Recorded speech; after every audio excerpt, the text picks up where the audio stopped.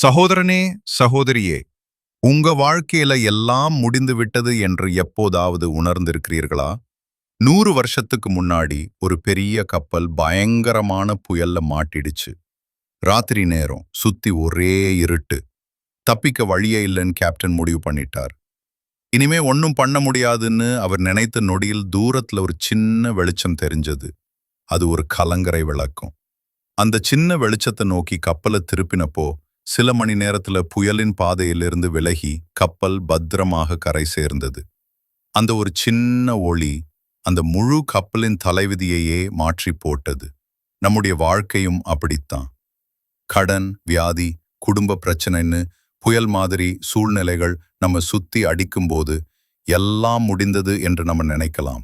ஆனால் அந்த இருண்ட நேரத்தில்தான் நம் தேவன் ஒரு கலங்கரை விளக்கத்தை போல பிரகாசிக்கிறார். ஏசாயா 43:2 கர்த்தர் சொல்றார், நீ தண்ணீர்களை கடக்கும்போது நான் உன்னோடே இருப்பேன். புயலை நிறுத்த முடியுமோ இல்லையோ, ஆனால் அந்த புயலுக்கு நடுவில் நமக்கு வழிகாட்ட ஒரு தேவன் இருக்கிறார். நீங்க செய்ய வேண்டியதெல்லாம் ஒன்னே ஒண்ணுதான். உங்க கவனத்தை சூழ்நிலைகள் மேல இருந்து உங்களுக்காக பிரகாசிக்கிற தேவன் மேல திருப்புங்கள். அவர் பாதையை உண்டாக்குவார்.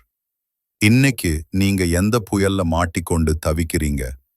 எது உங்க சந்தோஷத்தை திருடி கொண்டிருக்கு? கவலைப்படாதீங்க. நம்பிக்கையை இழக்காதீங்க. உங்க முகத்தை கர்த்தரை நோக்கி திருப்புங்கள். ஜெபத்தில் அவரை பாருங்கள். நேற்று வரை இருட்டாக